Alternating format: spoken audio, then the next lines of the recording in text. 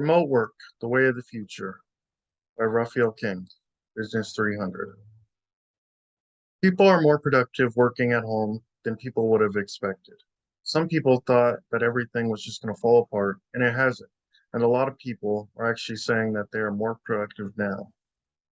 Mark Zuckerberg, CEO of Facebook. Remote work on the rise. According to projections, 25% of all professional jobs in North America will be remote by the end of 2022. The remote opportunities will continue to rise through 2020. This is an art came from an article from Forbes magazine.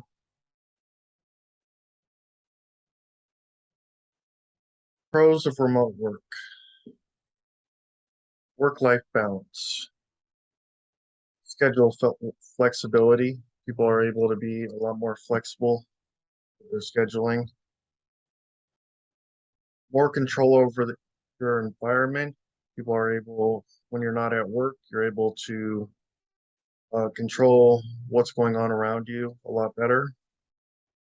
Saving time and money on commute. Obviously, if you're working from home, you're not commuting in, you're not driving over the bridge, you're not stuck in traffic, which allows you to get more done in less time. And it gives you the option of working anywhere in the world or in the state, in the country. Cons of remote work. Distractions. We all have distractions at home. People have kids, pets, all types of distractions, technology, social media. Isolation. People are starting to feel isolated when they're not going into work. They're not having that social bonding with their coworkers. People feel like there's no escape, meaning that you can't tell the difference between work and home because you're bringing the work with you. You're working from home. Lack of discipline. People will have trouble, staying on task and actually working when they're supposed to be working, and not building work relationships and team building. Top remote work companies: Meta, Microsoft, Inuit, Jackson Hewitt, Tax Service, and Dell.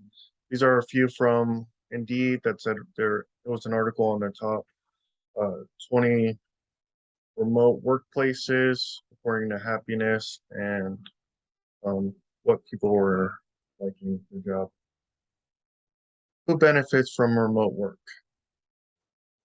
Employees who want more schedule flexibility. Employees that wish to move to cheaper areas. You're not stuck going to work, and you're not stuck to one certain area where you have to commute in. Health of employees. You're not having the option of not being around other people. You might catch COVID, you might catch something else, flu, all types of things. Companies save money on workers being out sick. If you're able to work from home, then even if you're sick, you can still work from home. You don't have that issue of needing to come in. Environmental impact. You're not commuting, saving a lot on the environment.